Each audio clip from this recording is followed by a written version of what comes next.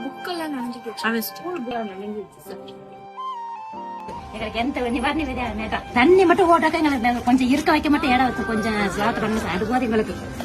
அந்த வண்டி வந்தாலும் முதல்ல வீட்டுக்குள்ள இருக்க உறிஞ்சிரும். கேட்டை விட்டு தாண்டி விட்டோம்னு வச்சுங்க தண்ணி ஓடிடுவாங்க. அதை காணல மோட்டரும் கொண்டாரு இங்க போட்டு அங்க கொண்டு இருந்து யார் வார்டு மெம்பர்ஸ் எதுக்குமே எதுக்கு இருக்காங்கன்னு தெரியல. What is the purpose? அப்ப சொன்னீங்க எல்லாமே நடக்கும் அப்படின்னாங்க. சார் இல்லைன்னா ஒரு வாரத்துக்கு மேலே கடந்து நைட்டு ஃபுல்லா 12 மணி வரைக்கும் இந்த பசங்க பூரா நாங்க தனிப்பட்ட அவங்களை பார்த்து தேங்க்ஸ் சொல்லணும். என்டிகே நாம் தமிழர் கட்சி ஆரம்ப காலத்தில் நான் ரொம்ப வியந்து பார்த்த ஒரு பொலிட்டிக்கல் பார்ட்டின்னு சொல்லலாம். ஆனால் ஒரு மனிதர் தனியாக போராடி கிட்டத்தட்ட ஒரு பெரிய பர்சன்டேஜ் அளவுக்கு பார்த்திங்கன்னா அதுவும் பொலிட்டிக்கலில் வந்து நிற்கிறதுன்றது சாதாரண விஷயமே கிடையாது. ஸோ பயங்கரமாக போராடினார், நல்ல மனிதர்லாம் நினச்சிருந்தேன். ஆனால் நம்ம என்றைக்கு அரசியல் களத்துக்குள்ளே வந்தோமோ, பொலிட்டிக்ஸ் என்னென்னு படித்தோமோ, அதுலேருந்து நமக்கு தெரிய ஆரம்பிச்சிச்சு இந்த மாதிரிலாம் ஒரு மனிதர்கள் இருப்பாங்களா, இதுக்கு எதுக்கு அரசியல் கட்சி வேணும், இதை வச்சு அவர் என்னென்ன பண்ணுறாரு, அவங்க கூட இருக்கிற தம்பிகள் அதாவது தோழர்கள் நாம் தமிழர் கட்சியில் இருக்கவங்களோட மனநிலை, அவங்க நினைக்கிற விஷயங்கள்லாம் நினைக்கும்போது ரொம்ப பாவமாக இருந்து வருத்தமாக இருந்தது. என்னடா இவர் அவங்கள வச்சு இந்த மாதிரி ஒரு விஷயத்த பண்ணிகிட்ருக்காருன்ட்டு.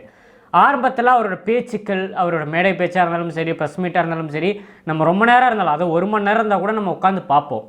இப்போல்லாம் ரீசெண்டாக அவரோட பேசுகிற எல்லா விஷயமும் டாக்ஸிக்காக இருக்குது. இப்போ அவர் அண்டர் கிரவுண்டில் ஒரு விஷயம் பண்ணுறாரு, கேட்டால் அவங்களுக்கு மிகப்பெரிய லெவலில் ஷாக்காக இருக்கும். ஆல்மோஸ்ட் 2-3 மீடியாவில் இந்த விஷயம் வந்தது. அவர் காரைக்குடியில் நிற்க போகிறாரு, அதுக்கு காரணம் என்னன்றதை நான் எடுத்துகிட்டு வந்திருக்கேன். அது மட்டும் இல்லாமல் சாக்கடை துரைமுருகன், அவரை நம்ம அப்படி தான் கூப்பிடுவோம், நம்ம சாட்டை துரைமுருகன். அவர் பார்த்திங்கன்னா லேட்டஸ்ட்டாக 2 மீட்டிங், அதாவது விவாத மேடையில் டெலிவிஷனில் கலந்துருக்காரு. எல்லா கட்சிக்காரங்களும் இருப்பாங்க. ஸோ அதில் மெயினாக அவர் டார்கெட் பண்ணுற விஷயம் அணில் குஞ்சுகள், தற்குறிகள், அதாவது தமிழக வெற்றி கழகத்தை மட்டும் தான் டார்கெட் பண்ணி பேசுவார். ஏன்னா அதுதான் அவரோட அஜெண்டா. ஒரு மேடையில் பார்த்திங்கன்னா நம்ம தோழர் லயலாமணி கலந்துருந்தார் ஒரு டெலிவிஷன் சேனலில். இப்போ ரீசெண்டாக லாஸ்ட்டாக முடிஞ்சதில் பார்த்திங்கன்னா நம்ம தோழர் ரமேஷ் கலந்துருந்தார் தமிழக வெற்றி கழகம் சார்பாக.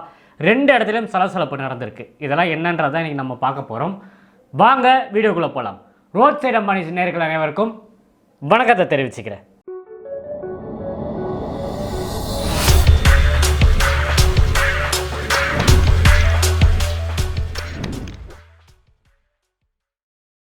இந்த சினிமா ரிவ்யூலாம் நீங்கள் ஆன்லைனில் பார்த்தீங்கன்னா பெரும்பாலும், நான் இந்த மீடியா ஃபீல்டில் ஒர்க் பண்ணனால சொல்கிறேன், பெரும்பாலும் எல்லா ரிவ்யூ சொல்கிறவங்கலாம் பார்த்தீங்கன்னா ப்ரமோஷன் அமௌண்ட்டுன்னு சொல்லி ஒரு அமௌண்ட் வரும். அதாவது அந்த படத்தை பற்றி விமர்சனம் பண்ணுறதுக்கும், அதோட ப்ரொமோஷன் ஆக்டிவிட்டீஸ், அதோட போஸ்டர்ஸ், ட்ரெய்லர்லாம் ஷேர் பண்ணுறதுக்கு இந்த ரிவ்யூ பண்ணுறவங்களுக்கு, இந்த மெயினாக சோஷியல் மீடியா இன்ஃப்ளூயன்சர்ஸ் எல்லாருக்குமே பணம் கொடுப்பாங்க. லேட்டஸ்ட்டாக கூட திமுக ஆளுங்க கூட பார்த்திங்கன்னா பணம் கொடுத்து அவங்களோட விழாக்கள்லாம் ப்ரொமோட் பண்ண ஆரம்பித்தாங்க இந்த ஆன்லைனில். ஸோ இதில் தனியாக நம்ம ஒரு ஆளை பார்க்கலாம், ப்ளூ சட்டை மாறன். அவரை தெரியாதவங்க யாருமே கிடையாது. அவர் எந்த ப்ரொமோஷன் ஆக்டிவிட்டீஸுக்கும் பணம் வாங்க மாட்டார். அவரோட ரிவ்யூலாம் பார்த்திங்கன்னா அவர் இஷ்டத்துக்கு பேசுவார், யார் காசு கொடுத்தாலும் வாங்க மாட்டார், பாசிட்டிவாக இருந்தாலும் நெகட்டிவாக இருந்தாலும். அதனால் அவரோட தனித்துவம் சொல்லலாம். அவரை பார்த்திங்கன்னா ப்ளூ சட்டை மாறன்னா இப்படி தான் இருக்கும். அதே மாதிரி தான் அரசியல் களத்தில் சீமான் சொல்லலாம். ஆரம்பத்தில் நான் பார்த்த வரைக்கும் டெலிவிஷன்லலாம் பார்க்கும்போது இந்த மனுஷன் யார் காசு கொடுத்தாலும் வாங்க மாட்டார்ப்பா, நேர்மையாக அவரோட அரசியல் பேசுகிறாரு, அதனால தான் அவருக்கு இவ்வளோ % ஏறி இருக்குது, அவர் கூட தம்பிகள் அவ்வளோ ஸ்ட்ராங்காக இருக்காங்கன்ற அளவுக்கு வெளியிலேருந்து, அரசியல் வெளியிலேருந்து பார்க்கும்போது தெரிஞ்சுது. ஆனால் இப்போது அவர் பேசுகிற விஷயங்களும் அவங்க அமைப்பில் இருக்கிற எல்லோரும் பண்ணுற விஷயங்கள்லாம் பார்க்கும்போது ரொம்ப ரொம்ப கேவலமாக இருக்குது. எடுத்து சொல்லப்போனால் சாட்டை துரைமுருகன், ஒரு அரசியல் நம்ம நடத்துகிறோன்னா நம்ம எதிர்க்கிறது, இவ்வளோ நாள் எதிர்த்தது யாருன்னு யோசிக்கணும். திமுகவை தான் அவங்க எப்போவுமே எதிர்த்து பேசுவாங்க, எதிர்த்து போனோம், அதுதான் அரசியல், அவங்களோட அரசியல் அப்படி தான் இருந்தது. இப்போது சமீப காலமாக என்றைக்கு விஜய் அண்ணன் வந்து சீமான் அவர்களை கூப்பிட்டு, ஆனால் காங்கிரஸ் கூட கூட்டணி, அவங்க கூட பேச்சுவார்த்தைகள் இருக்குது, அது நடந்தால் எப்படி இருக்கும்னு கேட்கும்போது, என்ன தம்பி சொல்கிற, காங்கிரஸ் எல்லாம் ஒரு கட்சியா, அதெல்லாம் நல்லா இருக்காதுன்னு சொல்லி அங்கே விரிப்பட்ட, எனக்கு தெரிஞ்ச ஆன்லைனில் பார்த்த விஷயம் தான். அங்கே தான் விஜய் அண்ணனுக்கும் சீமான் அவர்களுக்கும் பார்த்திங்கன்னா ஒரு விரிசல் ஏற்பட்டது. அதுக்கப்புறம் அவர் வெளியே வந்து ப்ரெஸ் மீட்டில் சொன்னார், விஜய் அவர்கள் கேட்குறாரு காங்கிரஸ் கூட கூட்டணி வைக்கலாமான்ட்டு, தம்பி ஏன் அப்படி யோசிச்சாருன்னு தெரியலன்ற அளவுக்கு வெளியே வந்து சொன்னார். ஸோ இதுக்கப்புறம் பார்த்திங்கன்னா தமிழக வெற்றி கழகத்துக்கும் நாம் தமிழருக்கும் எந்த சம்மந்தமும் இல்லை. அது வரைக்கும் பார்த்திங்கன்னா ஆன்லைனில் சமூக வலைத்தளங்களில் நாம் தமிழரோட யூடியூப் சேனலு, சாட்டை துரைமுருகன் எல்லாருமே பார்த்திங்கன்னா தமிழக வெற்றி கழகத்தை பற்றியும், தமிழக வெற்றி கழகத்தோட தலைவர் தளபதி விஜயண்ணனை பற்றியும் அவ்வளோ பெருமையாக பேசினாங்க. அவரை நடிகரை விட்டு ஒரு அரசியல் தலைவராக கொண்டு வந்து நிறைய விஷயங்கள் விமர்சனங்கள்லாம் வச்சு பக்கவாக பார்த்திங்கன்னா செட் பண்ணாங்க. விஜய் அவர்கள் தான் அடுத்தது ஆட்சி அமைய போகுது, அந்த அளவுக்கு பேசிகிட்டு இருந்த சாட்டையோட யூடியூப் சேனலும், ப்ரெஸ் மீட்டில் என்னோட தம்பி, அந்த தம்பிக்கு நான் உறுதுணையாக இருப்பேன்னு சொன்ன சீமான் அவர்களும் எல்லாம் பார்த்திங்கன்னா உடனே திரும்பி எதிர்க்க ஆரம்பிச்சிட்டாங்க. அதுதான் காரணமானு கேட்டிங்கன்னா அது ஒரு கொஸ்டின் மார்க்குன்னு சொல்லலாம். காரணம் என்னென்னா இப்போ அண்டர் கிரவுண்டில் ஒரு வேலைகள் நடக்குது. உங்கள் எல்லாருக்குமே தெரிஞ்சிருக்கும், நம்மளோட ரோட் சைட் அம்பானிஸோட யூடியூப் சேனலில் நிறைய ஷார்ட்ஸில் அதிகமாக நம்ம வியூஸ் அதிகமாக போன விஷயமும் நம்ம அதிகமாக போடுற விஷயமும் என்னென்னு பார்த்தீங்கன்னா, காரைக்குடியில் இருக்கிற டாக்டர் பிரபு, அங்கே இருக்கிற மாவட்ட செயலாளர் அவர் டென்டல் ஹாஸ்பிட்டல்லாம் வச்சுருக்காரு. தினந்தோறும் பார்த்திங்கன்னா மக்கள் சேவையில் ஈடுபட்டிருக்காரு. அவரோட வீடியோஸு கிளிப்பிங்ஸ்லாம் பார்த்தா இந்த மனிதர் தான்ப்பா ஜெயிப்பாங்க எடுத்து சொல்லலாம். இப்போது பெரும்பாலும் விஜய் அவர்களோட கட்சியில் யார் யார் வேட்பாளர்னு சொல்லி எல்லாருமே கேட்டால் நம்ம எடுத்து சொல்கிற விஷயம் என்ன, விஜயண்ணன் முகம் தான் எல்லாருக்கும் தெரியும். ஆனால் எங்கள் எல்லாருக்குமே அவரோட முகம் தான், 234 தொகுதியிலும் அவரோட முகம் தான். அதுக்கப்புறம் ஃபேமாக இருக்கிறது, கொஞ்சம் இன்ஃப்ளூயன்ஸாக இருக்கிற பர்சன்ஸ் யார் அந்தந்த தொகுதியிலும் கேட்டால் எடுத்து சொல்ல வேண்டியதில் கொஞ்சம் பேரில் அதில் பார்த்தீங்கன்னா டாக்டர் பிரபு ஒருத்தர், ஈசிஆர் சரவணனா சொல்லலாம். இந்த மாதிரி கொஞ்சம் மாவட்ட செயலாளர்களாக சொல்லலாம். மாவட்ட செயலாளர் எல்லாருக்குமே தான் இந்த எம்எல்ஏ போஸ்டிங்காக எல்லாம் கேட்டிங்கன்னா கேண்டிடேட் அவங்க தான் கேட்டிங்கன்னா தலைமை சைட்லேருந்து இது வரைக்கும் அஃபிஷியலாக சொல்லலை. இதுக்கு முன்னாடியே எங்கள் பொதுச் செயலாளர் ஆனந்த் சார் ஸ்டேஜ்லேயே சொன்னார், இந்த மாவட்ட செயலாளர்லாம் எங்களுக்கு தான் எம்எல்ஏ சீட்டு, எங்களுக்கு தான் எம்பி சீட்டுன்ற அளவுக்குலாம் ஆசைப்படாதீங்க, அதுக்கான விஷயம் தலைவர் தான் முடிவு செய்வார். நான் உங்களுக்கு மாவட்ட செயலாளர் பதவி நம்ம கொடுத்தாச்சு, பழைய ஆளுங்க எல்லாருமே ரொம்ப வருஷமாக போஸ்ட் ஓட்டி எல்லாருமே வந்திருக்கோம், அவங்களுக்கான மரியாதையை தலைவர் கொடுத்துட்டாரு. இதுக்கப்புறம் மக்கள் சேவை செய்ய போகிறவங்க, மக்களோடு இருக்க போகிறவங்க, திறமையானவங்க, அது தலைமை தான் முடிவு பண்ணும், தலைவர் என்ன சொல்கிறோம் அதுதான் நடக்குன்றதை ஓப்பனாக டிக்ளேர் பண்ணிட்டாங்க. இப்போ கூட நான் சொல்கிற அளவுக்கு டாக்டர் பிரபு தான் எம்எல்ஏ கேண்டிடேட்டாக கேட்டிங்கன்னா சந்தேகம், அது நம்ம சொல்ல முடியாது, அது தலைமை தான் முடிவு பண்ணும். ஏன்னா அவர் அங்கே பண்ணுற ஒர்க்கு, ஃபீல்டு ஒர்க்கு, தினந்தோறும் காலையில் ஒரு 7 மணிக்கு வீட்டை விட்டு வெளியே வந்தார்னா திரும்ப நைட்டு ஒரு 10 மணிக்கு வீட்டுக்கு போகிறாருனா அதுக்குள்ளே மக்கள் பிரச்சனைகள் என்னென்ன இருக்கோ டெய்லி அதை அட்ரஸ் பண்ணுறாரு.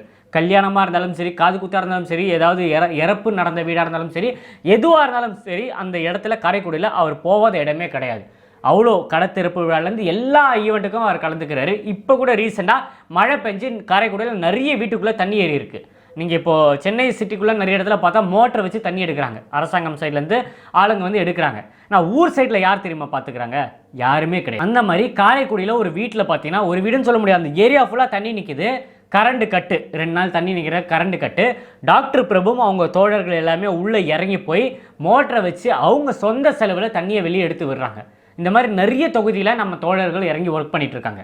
ஸோ இந்த மாதிரி பிரபு அவர்களை பற்றி சொல்லணும்னா ஏகப்பட்ட விஷயங்கள், நிற்க வச்சாலே போதுங்க மக்கள் முன்னாடி. இப்போ திமுக, அதிமுக, பிஜேபி எல்லா கட்சிக்காரங்களும், சீமான எல்லா கட்சிக்காரங்களையும் நிற்க வச்சா எல்லார் கையும் டாக்டர் பிரபுவை தான் காட்டும். ஏன்னா அவரோட செயல்பாடுகள் அந்த மாதிரி. தொடர்ந்து ஒரு 4-5 மாதமாக அவரோட ப்ரொஃபைல் எடுத்து பாருங்கள், அவ்வளோ நல்ல விஷயங்கள், படிப்பு செலவாக இருக்கட்டும், மருத்துவ உதவியாக இருக்கட்டும், என்ன இருந்தாலும் அடுத்த செகண்ட் அங்கே போய் நிற்பார். இவர் தான் டாக்டர் பிரபு. ஸோ இது பார்த்திங்கன்னா உளவுத்துறை மூலயமா எல்லாருமே நமக்கே தெரியுது, பப்ளிக்குக்கே தெரியும் போது முதலமைச்சருக்கு தெரியாதா? அவங்க எல்லாருமே ஆன்லைனில் இருக்காங்க, எல்லா விஷயமும் பார்க்குறாங்க, இதெல்லாம் பார்க்குறாங்க. இப்போ ரீசெண்டாக சீமானவர்கள் அவரோட லிஸ்ட்டு வெளியிட்டார். தமிழ்நாட்டில் அவங்க கட்சி நாம் தமிழர் கட்சி சார்பாக எந்தெந்த தொகுதியில் யார் யார் நிற்க போகிறாங்கன்ற ஓரளவுக்கு எல்லா லிஸ்ட்டும் வந்துச்சு. அதில் இந்த சிவகங்கை சைடில் பார்த்தீங்கன்னா இந்த காரைக்குடியில் 2-3 இடத்துல போட்டிருக்காங்க, காரைக்குடியில் மட்டும் எம்டியாக இருக்குது. இப்போது அவங்க தம்பிகள்லாம் என்ன சொல்கிறாங்கன்னா, காரைக்குடியில் சீமானவர்கள் நிற்க போகிறாரு. யோசிச்சு பாருங்கள், அவங்க இப்போ பல வருஷமாக பார்த்தீங்கன்னா திமுகவோட ஆளுங்க தான் ஜெயிச்சிட்ருக்காங்க, அவங்க தான் அதிக ஓட்டு வித்தியாசத்தில் ஜெயிக்கிறாங்க. ஸோ அவர் எதிர்த்து டாக்டர் பிரபு நிற்கிறாருன்னா அதிக பர்சன்டேஜ் பார்த்தீங்கன்னா டாக்டர் பிரபுக்கு வர அதிக வாய்ப்புகள் இருக்குது. இது எல்லாமே திமுக தான் பார்த்துட்ருக்காங்க. அவங்க இப்போ ஏ டீம் பி டீம்லாம் சொல்கிறோம்ல, அந்த மாதிரி சீமானவர்கள் அழகாக யூஸ் பண்ணுறாங்க. இந்த மாதிரி ஒரு அரசியல் கட்சி நான் பார்த்ததே இல்லை, அழகாக மூவ் பண்ணி, இதுதாங்க அரசியல்.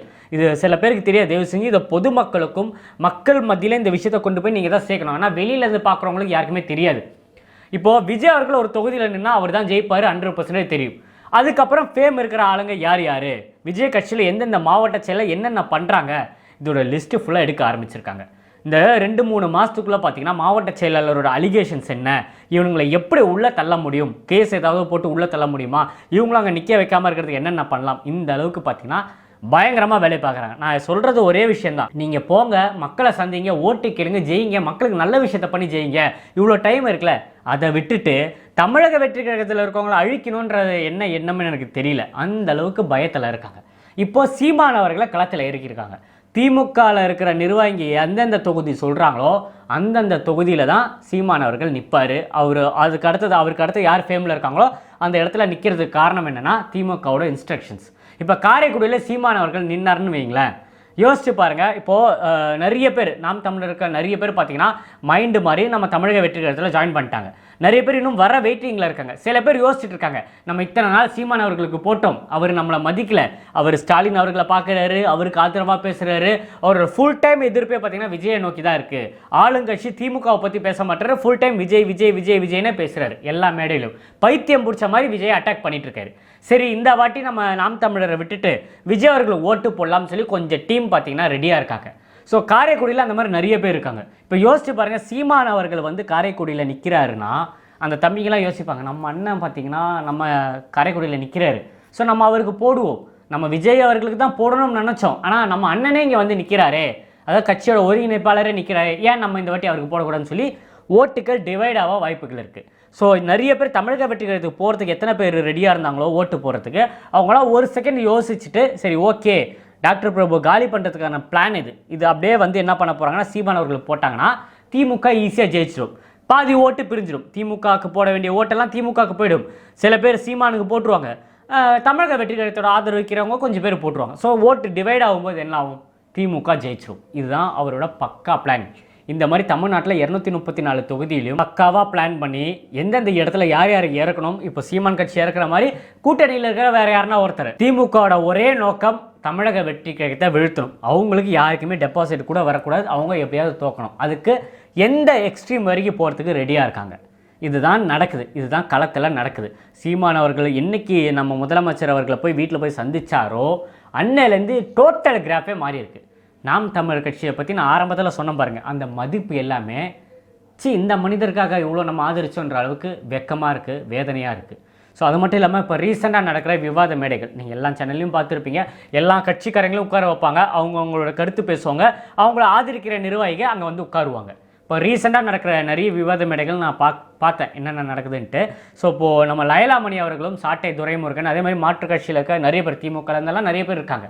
ஸோ எப்போவுமே நம்ம எதிர்க்கிறவங்க, இப்போ நம்ம தமிழக வெற்றி கழகம் எப்போவுமே திமுகவை தான் எதிர்க்கிறோம், பிஜேபி தான் எதிர்க்கிறோம்னு சொல்லியாச்சு. நம்மளோட டார்கெட் அதுதான், அதை பற்றி தான் நம்ம எல்லா மேடையிலும் பேசுகிறோம். ஆனால் இந்த நாம் தமிழர் கட்சி என்ன பண்ணுறாங்கன்னா, எந்த மேடையில் மைக்க பிடிச்சாலும் விஜய் அவர்களை பற்றி தான் பேசுகிறாங்க.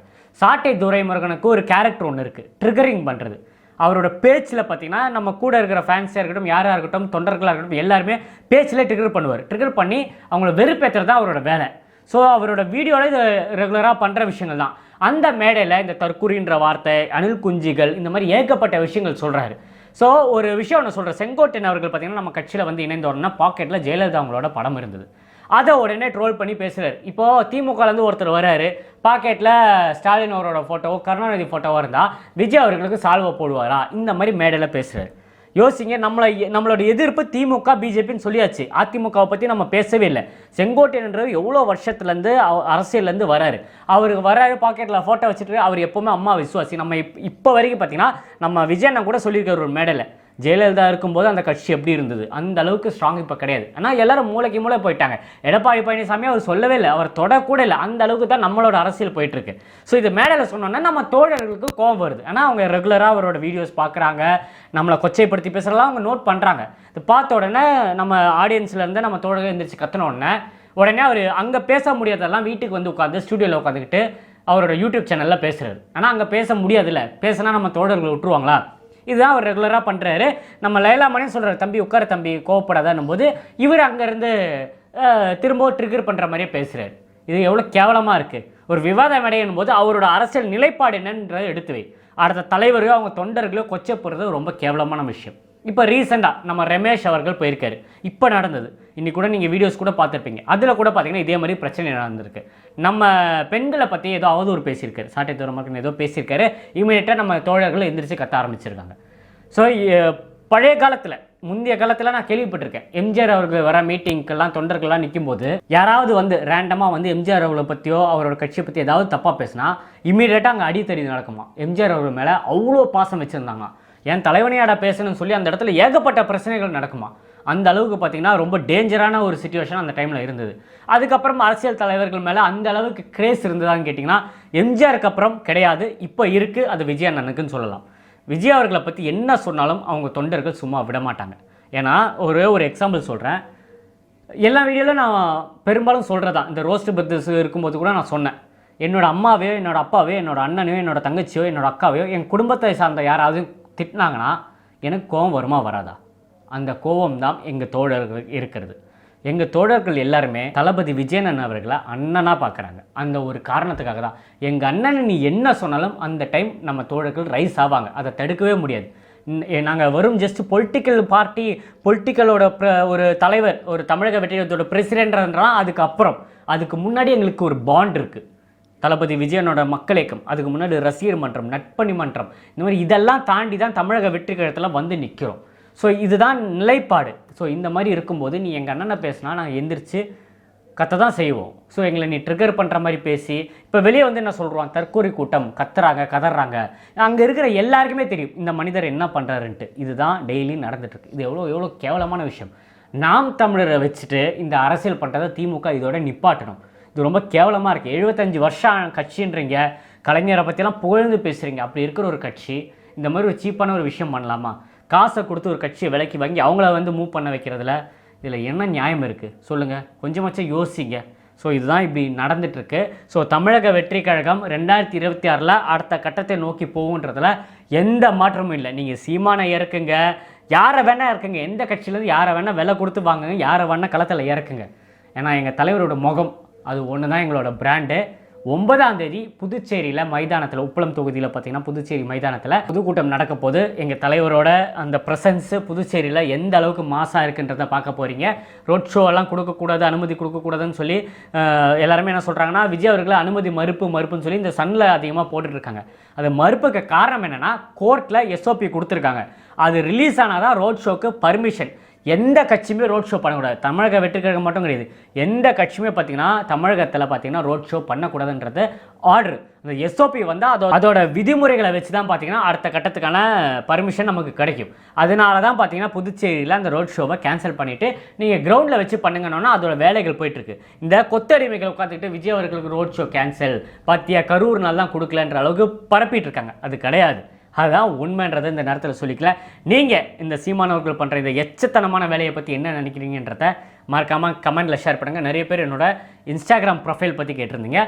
வில்லிவாக்கம் ஜே அஸ்வின் அதான் என்னோட இன்ஸ்டாகிராம் ப்ரொஃபைல். ஸ்க்ரீனில் கூட காட்டுறேன், ஃபாலோ பண்ணி வச்சுக்கோங்க. அங்கேயும் நிறைய வீடியோஸ் ரீல்ஸ் எல்லாம் போடுறேன். அதே மாதிரி மறக்காமல் நம்ம சேனலை சப்ஸ்கிரைப் பண்ணி வச்சுக்கோங்க. உயிர் உள்ளவரை தலைவர் தளபதியை பற்றியும் தமிழக வெற்றி கழகத்தை பற்றியும் பேசிக்கிட்டே இருப்பேன். இன்னும் நிறைய வீடியோவில் சந்திப்போங்க. ஸ்டாட்டா டேக்கர் பாபாய். நான் உங்கள் ஏஜே. நன்றி. அது கிரேட்டஸ்ட் ஆஃப் ஆல் டைம். அது வெளியான பிறகு 5 மாநாடுகள் நடத்த போறாரு. அந்த மாநாட்டில் சீமானவர்கள் கலந்து கொள்ள கூட வாய்ப்பு இருக்கு.